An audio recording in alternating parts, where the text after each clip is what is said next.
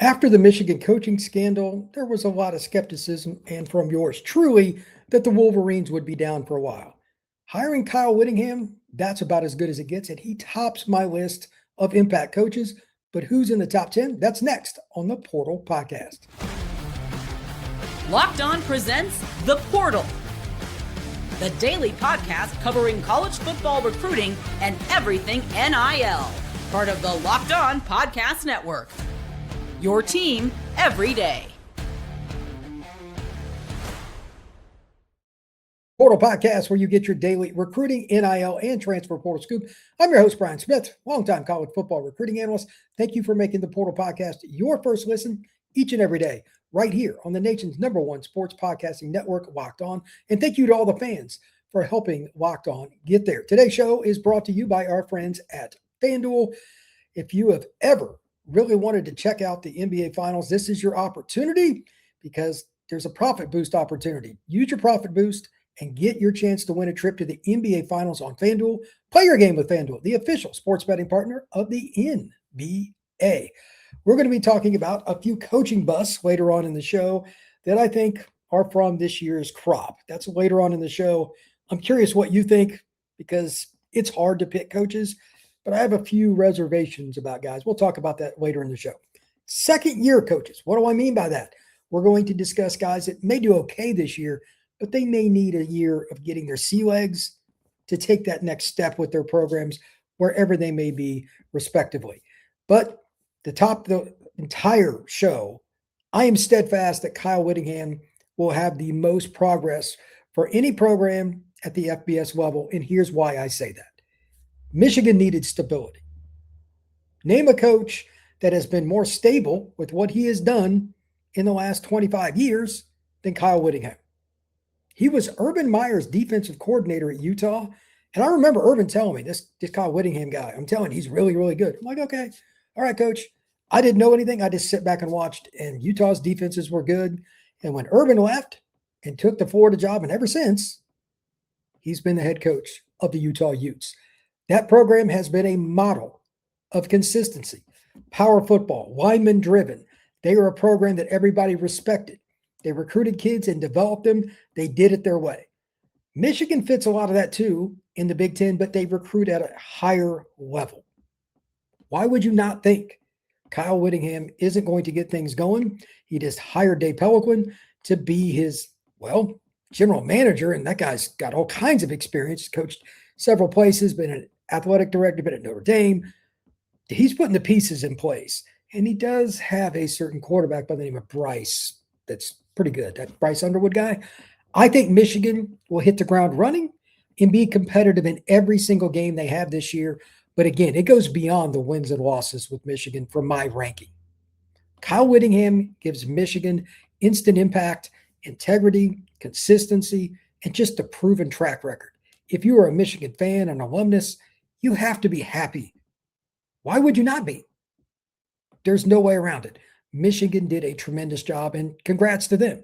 They could have went with a lot of other candidates. They decided to go with a veteran that, quite honestly, has my respect and has for a long time, and I don't think there's a better hire for instant impact. You want to argue long-term, that's your own business. But year one, year two, give me Kyle Whittingham. You could place him at pretty much any school in the country, and he would have done a very good job. Now with that, I want to throw up my list of top 10. And again, to be clear, this is about year one. Year one. And this is my top 10. Not long-term, year one. Here we go. Number one, obviously, I've got Whittingham. Number two, this is a guy that many of you may not know much about. Eric Morris, head coach at North Texas.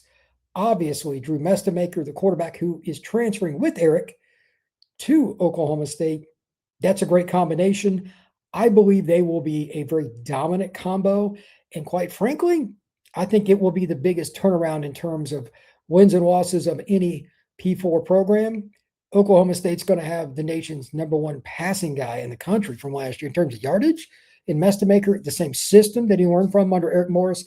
And just a quick background, Mestamaker is one of the greatest stories, not just in college football, but in the history of college athletics. He didn't even start in high school.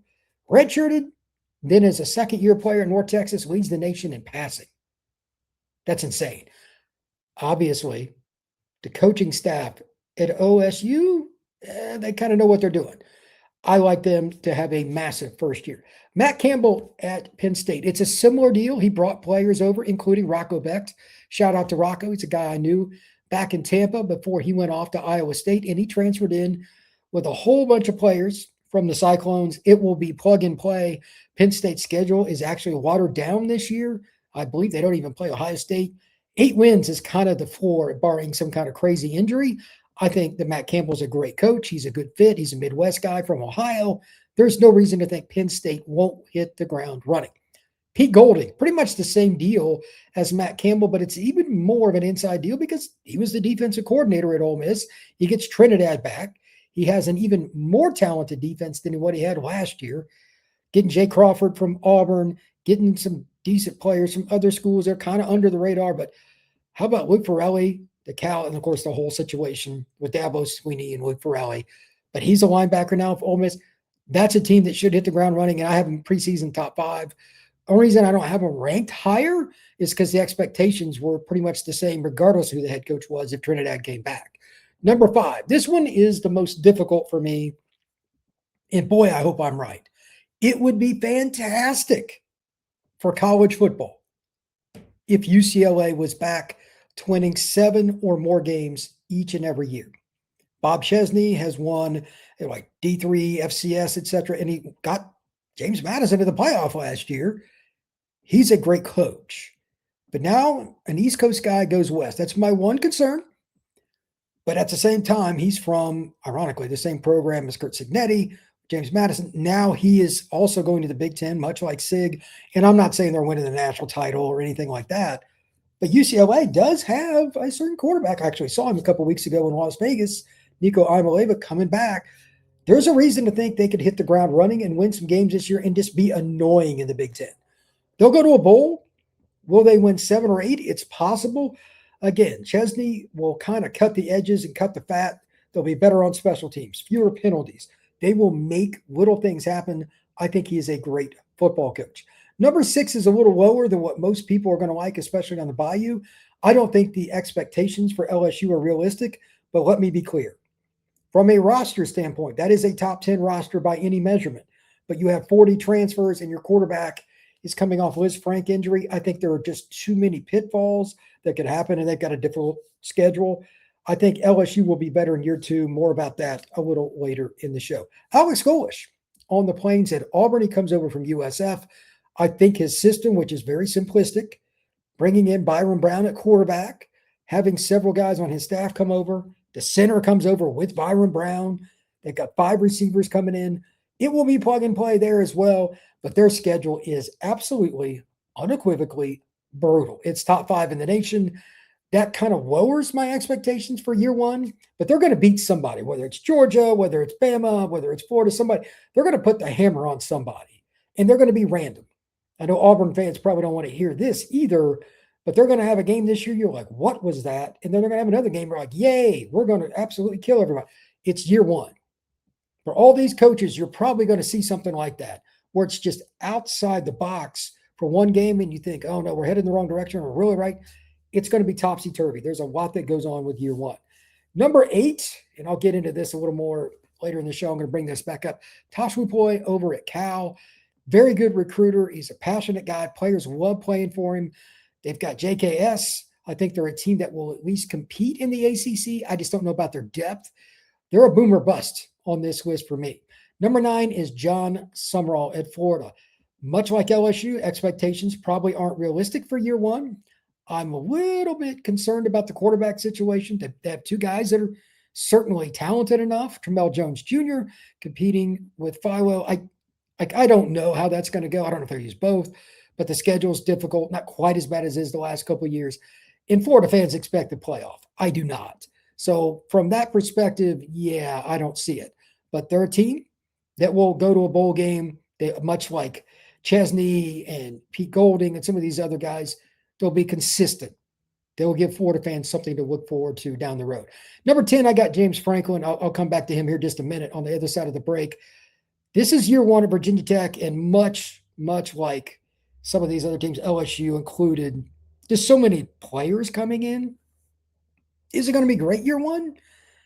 I don't think so. They'll be 7-5, but they'll probably be very inconsistent. I'm not sure about the quarterback situation. Brings over the guy from Penn State. Now, I didn't think a whole lot of him. He was okay, but there's a lot of growth that needs to be there, and their trench play's got to get a lot better for me to think that they're going to be consistent, even in the ACC, which is not a good league. To that end, we also have to look at this from a year two perspective. And that's what I want to talk about when we come back. And I'll go into the chat first before I do. And I tell you what, year two is where you usually see the biggest progress. But is that always going to be the case because of the transfer portal? No, it's a little more tricky. We're going to talk about that next right here on the Portal Podcast. Today's show is brought to you by our friends over at FanDuel. If you ever wanted to experience the NBA Finals live and in person, FanDuel's got a place for you to do that right now at FanDuel.com. It is giving you the chance to turn that dream into reality because FanDuel has their own NBA sweepstakes. Here's how it works. Use your profit boost on FanDuel for any NBA future bet, and you'll automatically be entered for a shot to win an NBA Finals trip for two. That's right. Flights, tickets, the whole experience of the NBA Finals. If you love futures this time of year, whether it's picking a team in the championship, maybe it's a conference title, whatever it may be, it adds that extra layer of excitement to every game down the stretch of the NBA season. Visit FanDuel.com to get started. Use your profit boost on any NBA future and get entered for your chance to win a trip to the NBA Finals. Play your game with FanDuel, official sports betting partner of the NBA. We're also brought to you by our friends over at TurboTax. Tax season doesn't have to take over your life. This year, TurboTax is making it easier than ever to hand things off and move on with your day. With TurboTax Full Service, you can have your taxes done for you by a trusted local expert, start to finish, without the stress or the guesswork of doing taxes yourself or handing them off to somebody that you do not trust. They will handle everything. TurboTax will take care of it if it's W-2s, if it's 1099, which deductions you can and can't do. All of that is on their plate and not yours. And for a limited time, $150 all in to get it done if a TurboTax expert didn't file yours last year. Just file by the 28th of February. Take taxes off your plate and get back to your life. Visit TurboTax.com/local to book your TurboTax appointment today. We are also going to be discussing the Everydayer Club. If you have not joined, why not? $5 a month or $50 for the year. Your audio feed right here on the Portal Podcast will have no ads. That's the best part, no doubt. Again, $5 a month or $50 for the year. Just check out the description down below. There is a link that will give you more details. And within that, there is also a Discord and more. Check out the Everydayer Club. Now, let's talk about second year. This is where it's fun for me because I just want to give one thing that I talked about at the end of year one. I had James Franklin. It's going to take certain rosters a little longer, and everybody can have their own opinion. That's certainly fine. But for me, the second year, it's going to be a major uptick for Virginia Tech. Again, I'm not sure about quarterback this year. We'll see. But I just want to mention them before I have a top five there, and it gets real murky after that. So I just stopped at 5. But I'm steadfast that it'll be Virginia Tech. Franklin's got a system. He builds through the portal a little bit year one, but I bet he starts recruiting. You'll see more of a blend in fewer and fewer portal guys, and you'll see them have fewer penalties. You'll see them have fewer errors. Quarterback in the passing game has always been his bugaboo, but if they can at least be decent there, again, it's the ACC, not the Big Ten. Outside of Miami, Clemson, who knows with Carolina, who knows with Florida State, Georgia Tech's up in the air. SMU's probably the second best program. They could quickly climb into the top 3 of that league, and it wouldn't surprise me if it even happened in year 2. Quarterback play is the question there. Here are a few questions and comments from the chat. What's going on, Salty? Happy Wednesday afternoon, Portal Podcast Nation. How you doing, Salty? Katie, I was surprised Whittingham took this job, but the Big Ten better watch out. Agreed. If you're going to get him year one. It's Bryce Underwood in his second year of college. Michigan's changing the roster a little bit. They've got coordinators, assistant coaches, new GM. Systems will be different in a lot of ways, but there's still a lot of talent there. The schedule is at least somewhat manageable. And again, Whittingham has been in this position in a lot of ways forever. Utah never had a quote unquote better top to bottom roster than what Michigan has now. So in year 2, year 3, I don't think they'll go up a ton, but you will see a ton of consistency. And you will also see a team that if Bryce takes that step forward, that's the final piece. It's always the final piece, quarterback. We'll see. But if Bryce Underwood takes a step forward and they stop shooting themselves in the foot, Michigan would have a dumb penalty, a drop pass. Receiver will get better. They obviously have the Marsh kid who's really talented kid out of Houston. Just a few of those things. I agree with Katie. It will be a very impressive group at the University of Michigan. Whittingham beat Mario Cristobal by 4 TDs twice in one season and had Mario running for the exit door at Oregon. Whittingham would have owned the Pac-12. Yeah, he probably would have. He was the best coach in the league. I have no idea how to say that name. Misanthropus Jesus, I think. I think UCLA is going to be in a much better position with Chesney. I agree. Look, he's a veteran coach.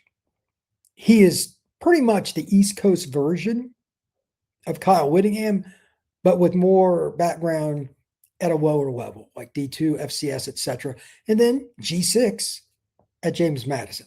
As I noted earlier in the show, the only question, and this does matter, he's an East Coast guy. He's going to LA to coach the UCLA Bruins.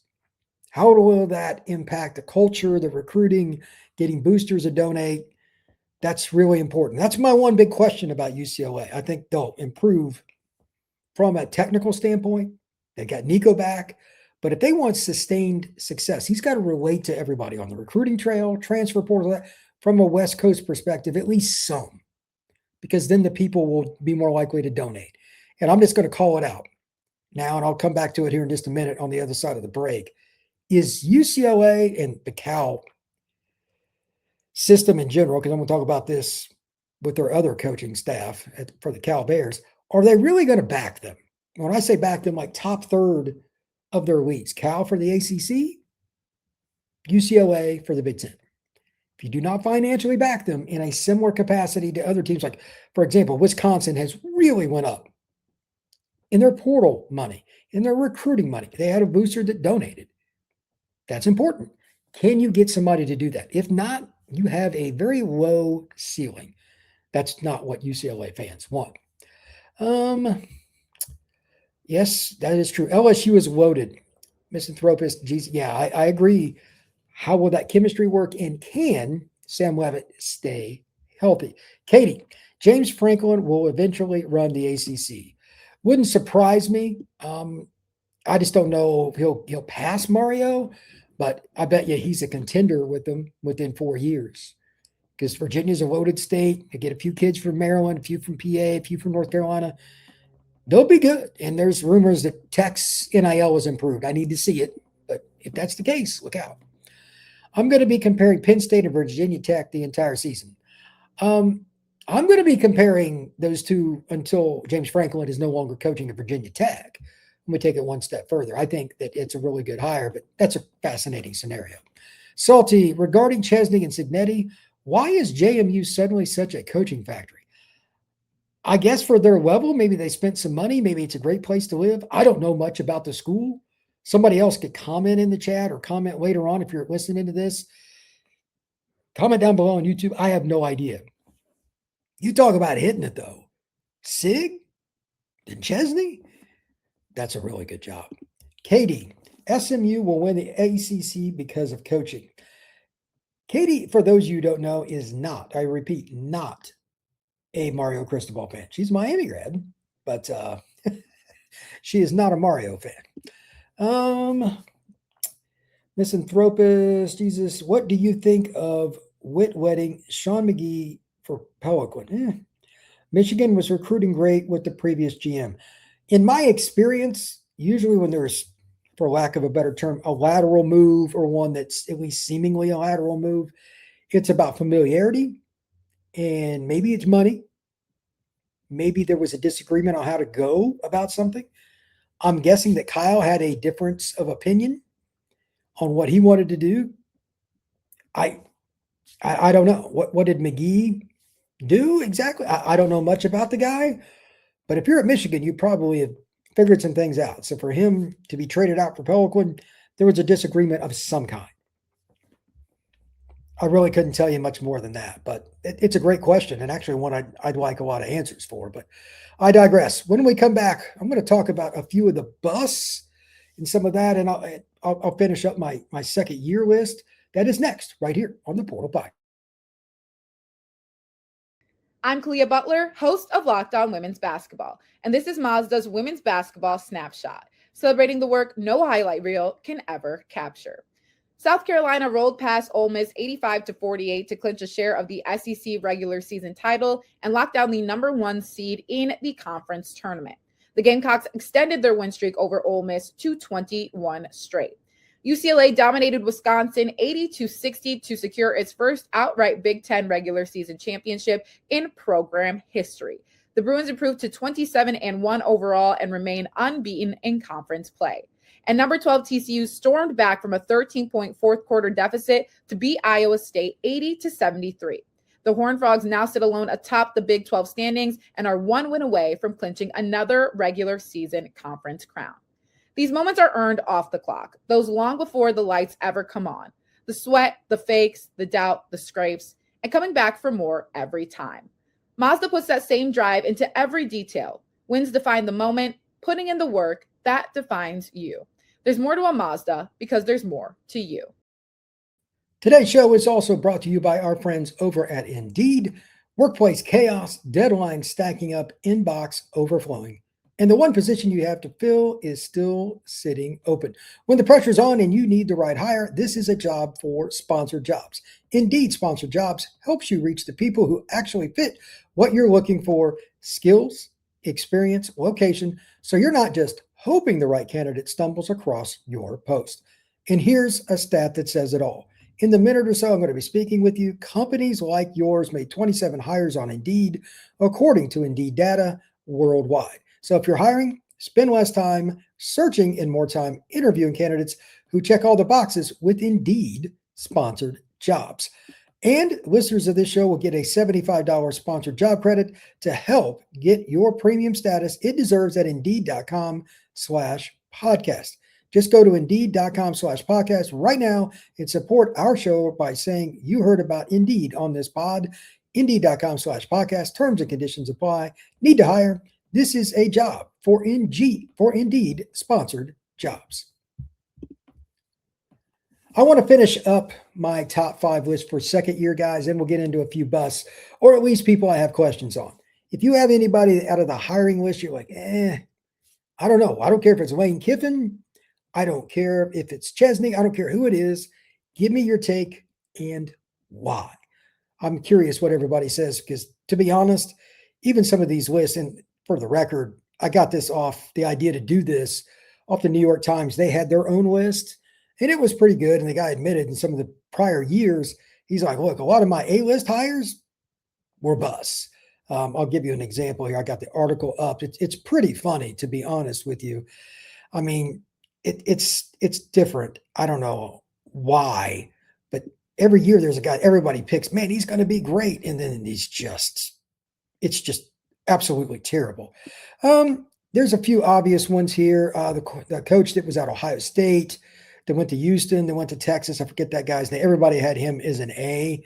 I mean, who knows? Charlie Weiss was a guy everybody thought was going to fail at Kansas. Same thing with Les Miles. But there have been some other good ones too.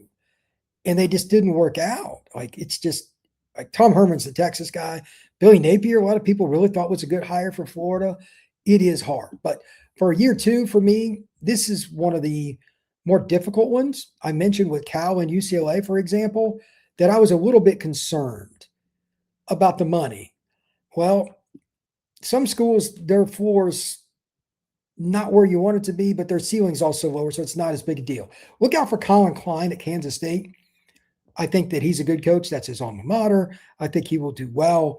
He comes over from Texas A&M that can throw the ball. Can he find a quarterback? Can he get enough money? I've heard Kansas State's money is actually pretty decent in the Big 12. So we'll see. But year 1, first head coaching job, I think it'll take him a little time to assimilate. But after he does, Colin Klein will probably be right at home in Manhattan, Kansas. John Sumrall, year 2 at Florida. I think he's a lot like Kyle Whittingham. It'll be a slow incremental climb. And I don't know if they'll find the quarterbacks. That's the final piece. I'm guessing they'll figure that out this year, or they'll get a portal guy. Whatever the case, look out. Will Stein at Kentucky. This might surprise some people, but he's a really good coach. He's an offensive coordinator. He's from the state of Kentucky, played at Louisville, but I don't know how well they'll get all the pieces. They did get Kenny Minchie. I want to talk about him on a separate podcast, just talk about Kentucky's offense, the quarterback room, trying to score some points on another podcast coming up in the next couple of days. But I think they'll be pretty good. Their schedule is brutal this year. So year 2 is probably a little more likely to do better. We'll see. They've got 5 road games. That's tough, but they'll be better year 2. Year 1, they're probably going to struggle to make a bowl. Morgan Scalley, he takes over for Kyle Whittingham at Utah, much like Kyle Whittingham took over for Urban Meyer back in the day. I expect Utah to be decent this year. They might have a run at the Big 12 title game. Who knows? But year 2, again, getting your sea legs under you as a head coach is not as easy as it sounds. There's so many little things, all the minutia, media trying to get the donations up, going on these booster tours, and still dealing with the portal and recruiting after hiring your staff and hoping you made the right hire. So many directions things are coming from. How do you handle it? I think Scally will do pretty darn good year 2.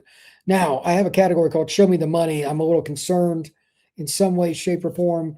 And Tasha Lupoy, the Cal, Bob Chesney at UCLA, they're way at the top because the Cal system in general just doesn't support its athletics like it should for football and basketball. Like the money's just not where it needs to be consistently. UCLA basketball to a certain degree, but they got to show it. And then I also put down Alex Golish at Auburn. I think they're going to do pretty well year 1, but they got their quarterback. They may have to go back out and spin big again. I'm curious to see what happens there. Those are a couple of guys that are curious. As for the potential bust, I think number 1 for me is Pat Fitzgerald. 3 out of his last 4 years at Northwestern, they were just horrific. He's at Michigan State. He's been out of coaching for a while. Is he going to deal with the NIL climate? I'm not so sure about that. And to be frank with you, I just don't know if the game is going to fit his personality very well. So I'm a little bit concerned about Pat heading over there, and I'm putting it mildly. I think out of everybody that I looked at on this list, it's probably by a pretty wide margin. He's the one I'm like, Fitzgerald could be just a total disaster. Michigan State, it's a good program to run. They've got money. But if you're not a fit, is that really going to matter? I'm not so sure that it will.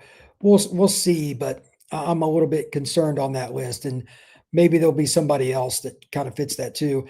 Memphis coach Ryan Silverfield, possibly, but Arkansas, they got to spend more money too. That's another one I could have put on that list with Cal. They spend a ton on hoops, track, and some other sports. Need to see the spending really go up. And then Stanford, Tavita Pritchard was a quarterback there. He comes over after being the Washington Commanders quarterback. Okay, that's great. But Stanford, they don't fit the NIL era in general. So whoever the coach is, I'm probably always going to vote that down. That's just my opinion. All right, what else we got here? Katie says, K-State had coaching stability for many years, and it shows. Kansas is a graveyard for head coaches. I don't know if Klein will be a long-term guy there, but that's his alma mater. That gives you a little bit of an interesting possibility. There are several different guys that could end up being impressive, I guess. In year 2, K-State, at least they'll have some stability. I don't think Klein's going anywhere. I think they'll stick with him. Let's see. Mark Richt was my guy. A healthy Mark Richt would win and do it the right way. How many Georgia teams would have put in the playoff with today's format? I don't know. That's a great question. I don't think he was as an elite recruiter as Kirby. He wasn't willing to skirt the rules like Kirby either, but he's a really good coach. I think he's kind of the James Franklin of that era. Probably very consistent, 8-4 to 10-2 every year, but you're going to have a hard time winning titles. Salty, Jimbo Fisher. I'm not sure what you're talking about, Salty, but Jimbo is not the answer in today's society. Katie Allman, K-State had coaching stability for many years, and it shows. Kansas, I already said that. My apologies. Considering Michigan State's problems with Dr. Nasser, I'm surprised that they hired Fitzgerald. I don't know what the reason was. I found it curious myself, but that's just me. I think there are a lot of reasons to be concerned, if you will, about the Fitzgerald hire, but he is a disciplinarian. Maybe they just need to weed out some of the problems with that, and he can be the bridge coach for 2 to 3 years. That's my guess, and I think he'll step down. Michigan State already needs to be looking to the future. Just my take. Take it however you see fit. Thank you once again for checking out the Portal Podcast. It's been another great live show. Really enjoy these kinds of segments, talking about the best coaches, the best hires, impact, not just short term, but long term. We'll talk about that another day, but had some fun today. Truly appreciate it. Please like and subscribe to the Portal Podcast. Make sure you give us a 5-star review on Apple. We are available Podbean, Spotify, Apple, you name it, Amazon Music, YouTube, wherever you get your pods. Please subscribe. We will see you again soon on the Portal Podcast.